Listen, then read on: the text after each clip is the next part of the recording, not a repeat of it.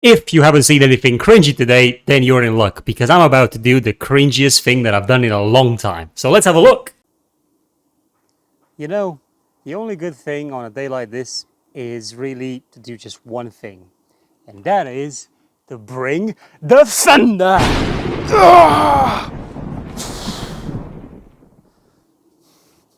Okay, don't bash me. I mean, honestly, I've just put that together in like, I think it was like 10 minutes or something in After Effects. Anyway, but basically, I'm going to show you how to make lightning bolts in Embergen. And this is going to be a very straightforward tutorial, just showing you the parameters and what I'm doing and why I'm doing it and how we get the effect that you're seeing behind me. Pretty much these sort of lightning bolts that just go around. They're very stylized. They don't really arc or fork in any particular ways. I mean, they do arc, they just don't fork.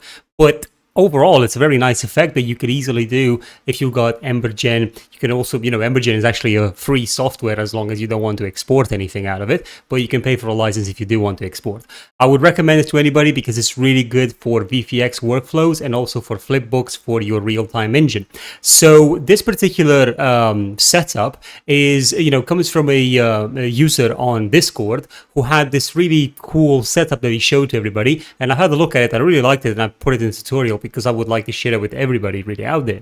The user called Vasco as in hero, I'm hoping I'm saying that name right, did this preset and he posted it on the Embergen Discord channel, which I definitely would recommend that you guys go and have a look because it has a lot of presets for you to use and they're really cool and these people are really passionate about things.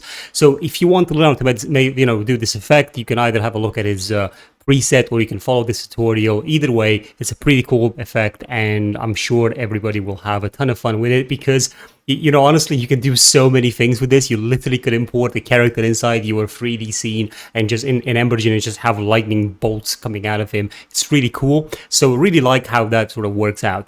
So this tutorial is very beginner friendly. I mean, anybody could really do it. Just follow along and you'll understand some things about particles and you'll be better, you'll be able to better understand and use them in Embergen after this tutorial. Also, just so you know, I recently released a pack of VDB clouds and also VDB explosions on my channel. If you want to take a look, they were generated through Embergen, and then these VDBs are simulations that you can play in real time in Unreal Engine if you'd like. I also have a tutorial in the link below that shows you how to set up VDBs for Unreal Engine, so that's really cool. If you guys want to follow along and support the channel, please consider having a look at these these projects because they are the price of a coffee. So if you'd like to support the channel, then please have a look. Anyway, let's begin the tutorial. But I don't know, maybe I'll show you some more cringy stuff later on, eh? And we've got Embergen now open with a default project file. So we don't really need anything else apart from this. And we don't actually need anything of this current setup. The first thing that I want to do in order to get our lightning looking, great on against the backdrop is to actually get rid of the ground and the skybox. So we're going to be disabling the ground and the skybox just to have this sort of empty scene over here. And then with that done, I am also going to be extending our bounds or whatever you want to call them. So it's this cube right here. So with that in mind, we're going to set it up to 175 by 175 by 175, which will give us a cube. So I'm going to apply the new resolution, and that's what it looks like. Now, obviously, we can have this bigger depending on the shape of the lightning that we're going to be creating. So now we've got this emitter that's doing emitting a volume. We don't actually need that, so we're not going to be using the emitter volume at all. So with this particular case, I'm just going to disable it and instead enable the emitter particles, which kind of does the same thing as the emitter volume in this particular stage, the way it's set up, but we're going to change quite a few things. Now here, we've got a minor turbulence, that's what it's called. So we're going to use this force noise, we're going to leave it. We are going to use this shape primitive, but we are not going to use this force noise from here. So let me just delete that one. And now we want to start playing with the emitter particles. So the first thing to do really is to have a look at how we can sort of switch from a volume over into actual particles. So with the emitter particles selected, we can go sort of down here and we'll see, one second, and somewhere in here where you got the continuous emission, you want to have that ticked on. you leave the seed and everything else the way it is. But going further down in here, we will have some settings to change in regards to, the life and how these things are sort of aligned. And one of the things that we want to make sure is that they're aligned to velocity aligned like that. And then we're going to be playing around with some of these settings later on once we have something to be displayed. We do want to tick box the render particles, because without that we won't actually be able to see anything. And we want our particles to be emissive, and we also want them to be additive as well. So what this means is that basically the particles will emit light, and they will be additive with the rest of the effects, so they will add up in terms of the shading itself. Now we also would want to set up an initial color, so we'll do maybe something like a blue. So, we've got something that's more akin to lightning. We are going to be playing around the emissive boost later on, but for now, let's just leave it to what it is. And there's quite a few things in here that we're going to change. Like, for example, we'll probably want more smoke to come out of the lightning if we're going to actually have some of that. If you take this to 0, obviously, we'll just not have any smoke. So we'll put that to about 70. We are going to play around with the smoke and how quickly it fades out. So if you do it this way, the smoke's life is going to be evaporating rather quickly. But if we raise this bar over here, then, and we can do something like that, then we'll have the smoke's life will be lasting sort of more. So we could do maybe something like that. We'll tweak it later depending on what we need. In terms of other settings in here, the flames themselves, we definitely don't want the flames to be at 100%. So I'm going to tone that down to maybe like 20% for now, because the flames will be sort of carried through with the smoke as well that's being generated. And now in terms of the flames over life, we do want these to fade out rather quickly. So I'm just going to take this bar down here and put this one up here. So what effectively, the way we're doing it is like they start at 0% and then their life goes up until they sort of fade away. And then we've got this velocity in here, which we're going to be, again, doing the same thing. We want to push these up. I'm kind of sort of switching. By the way, I think there's like a, this flip here will literally flip this around. You don't actually have to manually change anything. But that's kind of the initial setup for the emitter for the particles themselves. Now we need to look at the shape and what type of shape we're using. So in this particular case, we're using a torus. We're going to change that to a sphere like that. So you can see now that the whole shape has changed, and this looks quite nice, obviously for some form of fire, but not our lightning. So we need more of a lightning shape into this. But that's what we're going to be starting using at the force noise, and we're also going to be using, looking at the simulation itself to make some changes. So let's have a look at the force noise first, because this will allow us to make sure that we're driving the particles in the way that we want. With the force noise selected, it's time for us to start changing some of our settings. The first thing, we're just driving particles here. We only want the force noise to affect the particles themselves and nothing else really. And we're going to be looking at the scale here. The scale is very important because it sort of decides what's the scale of the noise being added. So with that in mind, we're just going to put this to 1. Which will make our scale of the noise be quite smaller than what it was in here. And now some other settings in here, we're going to leave the defaults like that, but we are going to play around with the amplitude. So we're going to be pushing this to something like 200. Let's try about 200 on the amplitude. And then we're also going to be looking at the animation speed to push that to about 15 in there as well. And you can see the effect of playing around with it. So, for example, if we increase the scale, you'll notice how at a larger scale, the scale of the noise itself is being affected as opposed to a scale of 1. So with that done, we also want to do a constant mask in here. So just add that in, which will allow our, as you can see, it allows our particles to start escaping that area. And then we're going to put our smoke mask to 0. We don't want the force noise to be you know, the mask for the smoke mask to be effective. So it says in here, influence of smoke density on force amplification. Force will be applied where smoke is denser. So this allows our smoke to go quite high up like that. That's really it for the actual noise. There's not a lot really to do here apart from that. The noise is, you know, everything is already pushed up as it should be anyway. And now we're going to go into the simulation node again. And right here, we need to look at, you know, in terms of, you know, other options down here in terms of what type of an advection accuracy we've got. So the second order is quite a balanced one. We could use that, but if we use the fourth order, this will work better with fast moving particles, and this lightning effect will be quite fast. Now in terms of projection quality, we want to change that from standard to ultra, and then all these options will automatically change if we do that. But when we have the, you know, like if you, for example, put this to like a minimal, you'll notice all these numbers change. You could also change them manually to these numbers, and that will, you know, take you to the ultra setting as well. We can slow down the whole particle thing if we want to by just playing around with a time step, but obviously we'll just leave that at 60 for now. And then over here, we've got smoke dissipation. We do want this smoke to sort of completely dissipate as the moment it sort of comes out. And then going down here to the vorticity intensity, we'll probably want to put that to like a 24, maybe 25. Yeah, 25, something like that. And then going further down, we'll leave these as they are. And then somewhere around here, so when we've got the shredding intensity, we do want to shred our effect. So right here you can see there the fire and everything will be affected by the shredding intensity. We'll leave that to about 21.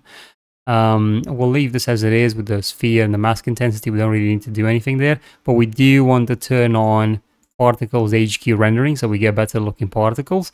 Now you'll notice in here that because we've turned this on, nothing's really changed, and that's because we've got to change the grouping size to another number. So we'll do 1024, and now what you're noticing right here, this is the big change, right? You're noticing that we have all the particles are now being grouped and they're following each other. Now we're going to super sample the trail, and you can see what that does, and that's pretty cool. And we're going to trail color attenuation. We'll do a 50 because if this is low, the color won't attenuate as it moves, so we'll leave that to 50. And then we've got the trails in inertia. So with that as a 0, you can see sort of a pulling in. If you leave it to a sort of a in the middle kind of value, everything sort of goes up. But if you push this to, let's say, about 40, or yeah, somewhere around there, you can see now, you can see that rather than the effect pulling inward, it sort of follows the particles, which is really cool. So let's try maybe a value of 40, yeah, like I've said. Okay, so we've got that now. Our particles are moving just in every direction, and we sort of want them to go up, so we need to make some changes for that to happen as well. Okay, now what we want to do for the direction to be changed, we want to select our emitter particles over here, and we do have somewhere down here there is an option which allows us to sort of change the direction in which we can sort of, you know, position our particles and where they go. So we've got this center position offset over here, and if we take this to a positive, you'll see the particles are sort of trying to go down, but if you take this to a negative, they sort of go up. But you want to take this more to like the extreme, so we'll do like a -20, which is now pushing the particles up effectively. Now with that in mind, we also can have a look down here where we've got active forces and other options like that, and where we say active forces in here, we can have a look at the force tightness, which will allow us to get a better shape of our particles. So if I increase this, you'll notice it sort of does these lines, but we don't want that, we don't want it to be that much. We'll probably do more like a 1 in here for now, until we can play around with the settings even further, because it's important that you don't sort of push the numbers straight away until you know exactly what you want. Now in terms of display scale multiplier, let's just decrease that, so you can actually go with even smaller but we'll probably leave it at about 70% maybe. And then we've got the size limit in here. So we'll sort of, you know, take our number a bit higher and then take this number a bit sort of lower like that.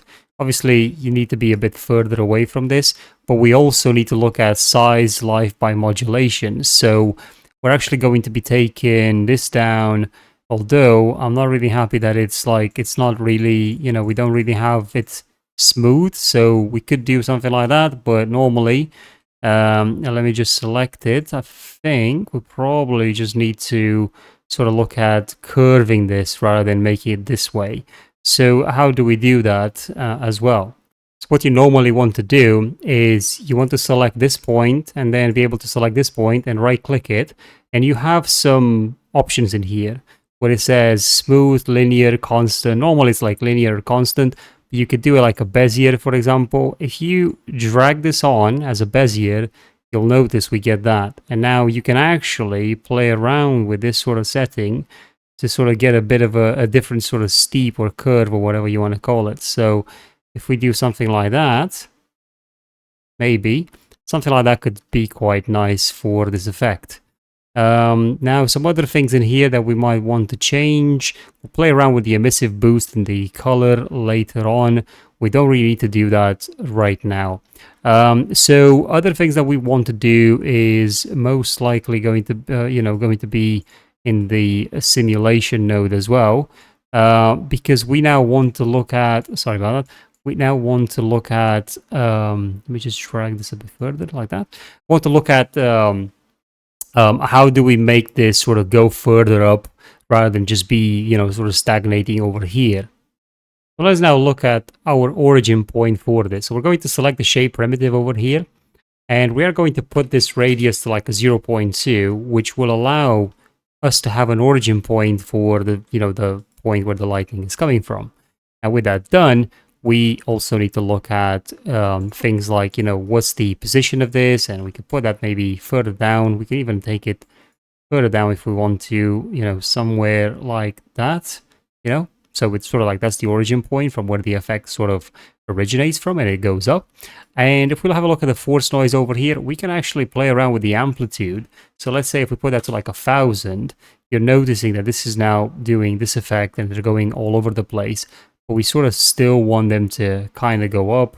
Obviously, if you decrease this number further or more, this is what happens. The more you increase the amplitude, the more of a shocker you're going to sort of get, which is quite cool because it sort of creates that effect, that arc lightning effect that we were looking for, which I think is really, really cool.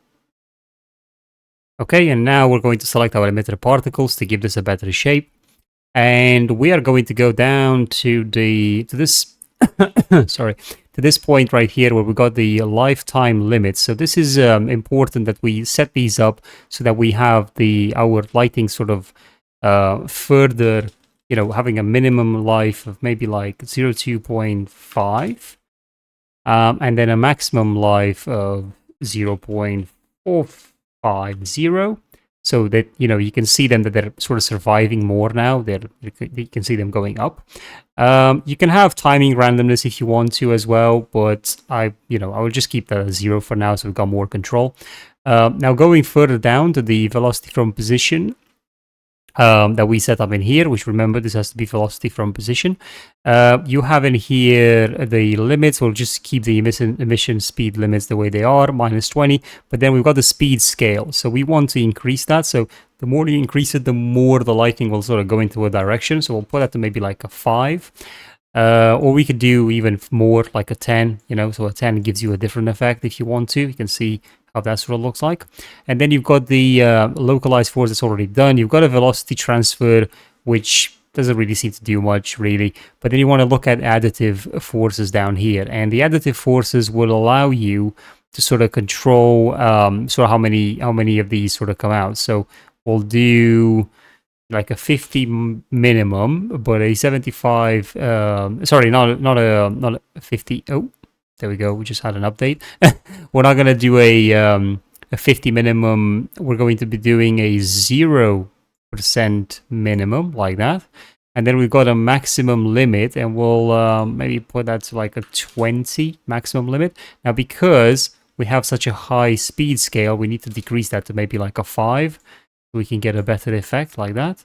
You can see how much they're all going out, so you might want to play around with the settings to make sure that they don't bounce as much. But there's more options in here that we could change to sort of help with some of that stuff. So we could have a look at bounces if we need to change anything, you know, the particle bounces as well. Generally, this is for, you know, if you have any collisions with anything. If not, then you won't really need that. But then you just want to look at the, you know, the size limits and so on in order to better control these effects. So I'm just going to be doing something like that. Size limit here, maybe we can make it thicker. So we could have it, we could go to this minimum, we could go to like a very small, so you get like very small lightning bolts, but then the size could also be very high, like that. Now we could increase the display scale multiplier or decrease it if we want. It really depends on the effect that you're trying to get.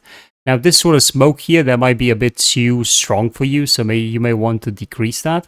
But you can sort of see how these lightning bolts go all over the place and really create this nice effect. If we deactivate the bounce, this is how it sort of looks like that. Now the bounce will only allow the smoke to hit over there. So if you want that to change, you could probably do the Z-axis like a 400 or something like that. So let's just apply the resolution. And now you can see that the smoke no longer sort of, you know, hits anything. And I like the fact that they're also coloring some of the lightning bolts as well. This is working a bit slower now because of the, you know, the amount of resolution that I've just added, but I think it looks really good. You can even look at upscaling if you want to. And I like how exactly when it starts, it sort of really creates that nice effect there with like some of the some of that very powerful sort of brightness, and that will actually show up in the render as well, by the way. So you could really customize this even further if you wanted to. And now the final bit that I want to do to this sort of lightning effect in Embergen is to play around a bit with the color. So if we select the emitter particle in here, we have an initial color and an emissive boost. So with the emissive boost, we can get, you know, like quite a lot more emissiveness if we want to. But let's look at the color itself. The initial color could be customized if you want to. So, for example, you could put in here a gradient of some kind. That should work. Let me just have a look. Actually, I need to change it to this, so it's got like an input. So this is you know, it's got like a pin override. So you can actually take the color of that and just drag it in there. But the only problem with that is because of the emissiveness, you know, in here. So we've got this. I'm not really sure. Connect initial color to a single color node, not a gradient. Oh, sorry, it's because it's a gradient. So yeah, so the initial color has to not be a gradient. But look, we'll just leave that in there. We'll leave it as a blue, but we want to play around with the emissive boost. So I'm just gonna have an override in here, and I'm gonna be looking for an oscillator. And I can plug this into the emissive boost in there. So what this oscillator will allow us to do is to sort of change the emissiveness as the bolt traverses, which is really neat, right? So what we're going to do is we're going to be using, we're going to set this up as a noise, the waveform on the x-axis. And we're going to play around with the base amplitude, probably... yeah, we could probably leave that to like something like that for now. And then we'll look at the frequency here and we'll do like a 50. And now you can see how that sort of jumps through the lightning itself at very high speeds. These won't really, I mean, these will also affect the effect if you want to. If you know, you could change these to like a 50 and 50 and put these as a, well, you could put them as a pulse, for example. You can actually change this to a pulse if you want to, so you can see what happens there if you do like a pulse. You could do it like a saw, but it's really only the it's kind of like the x-axis is the one that's got the most effect on it, right? We could also be looking at the phase. We could do an amount, so you can see now. Let me just put this to, if we put these to none, that's what the sort of effect that we're getting. But if we put these to sine, and just put them to a 1-1. You can sort of see what's happening there, which is really interesting. But normally we could do this as a 50, or maybe do it lower, maybe as a 15, so you get a nicer blend. So honestly, you could do all sorts of effects in here. The attenuation will sort of like attenuate the entire effect. And you can also play around with these other settings, but it's really up to you to get the look that you're looking for right now. So you can see that's where our originating point is. It's right there, and that sort of particular point, and everything sort of bolts from there outside. Now that smoke as well could be colored if you really want to, so you could do it through the emitter particles in the simulation in order to change how that looks. But right now the smoke is just literally being affected by this. Normally you may want to change, so you may want to change this to, again, something like a blue, if that's something that you want. So, you know, you change the sort of the gradients to something else in order to color the smoke differently. I'm pretty sure you could do something like this. I think I've sort of messed that up. Yeah, so you can see now it's sort of changed to a more blue tone, but you probably something like that. This is just me doing something very quickly just for the sake of it, because I just really wanted to color the smoke. But you can sort of turn off the smoke by just increasing this gradient to a black level, or just changing it to a black level, and then at that point there won't be no smoke, right? And that's what that looks like right now. But I hope you guys found that tutorial useful. I'm really glad that I put this together, and I'm going to be making more Embergen tutorials for you guys so you're able to use it and, you know, don't feel so overwhelmed by the magnitude of the software, because it is really good.